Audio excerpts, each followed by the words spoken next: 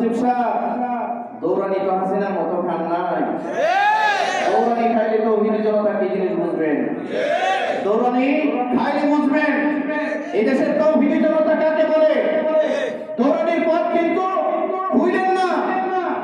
অতিরিক্ত ভাড়াবাড়ি করতেছেন আপনারা এই দেশের মধ্যে, অতিরিক্ত ভাড়াবাড়ি করছেন।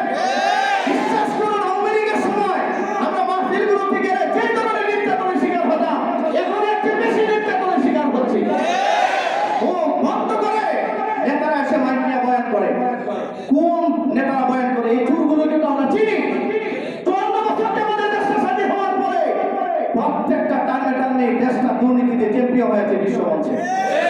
আপনারা জনগণের সামনে মাইক নিয়ে কথা বলেন, লজ্জা করে আপনাদের, ঠিক কিনা? তোরা বলেন আরে লজ্জা যখন মানুষের না থাকে তখন মানুষ এই কাজগুলো করতে পারে। এই লোকটা এদেশের 90% তাওহীদি জনতার কলিজায় আঘাত করে বলে এই বাউলদেরকে আঘাত করা যাবে না। আপনারা ঢাকা বিশ্ববিদ্যালয়ের এক বামপন্থী এক ছাত্র নেতা, এটার নাম মেঘ মল্লুর বসু, বাউলদের পক্ষে স্লোগান দেয়, বলে শাহজালালের বাংলায়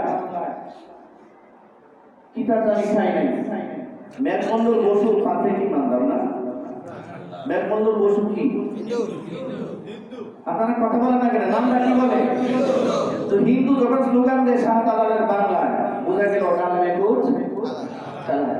বোঝা গেল যে এরা দুই দিনের মিলাতে মিছিলটা করতেছে, এটা একটা নীল নকশা, ঠিক কিনা? ধরে বলে এটা নীল নকশা। এদেরকে সাপোর্ট করে আমাদের মহাসচিব সাহেব বললেন, যারা তাওহীদি জনতা ধর্মান্ধ। আপনি কি গাঁজা খান না বিড়ি খান না ইয়াবা খান আমরা জানি না, মাথা ঠিক করে সুস্থ হন। আল্লাহ এই দেশে তাওহীদি জনতা আপনাকে সুস্থ করবে, ঠিক কিনা? ধরে বলেন সুস্থ হন, না হয় সুস্থ করা হবে, সুস্থ হন, না হয় সুস্থ করা হবে।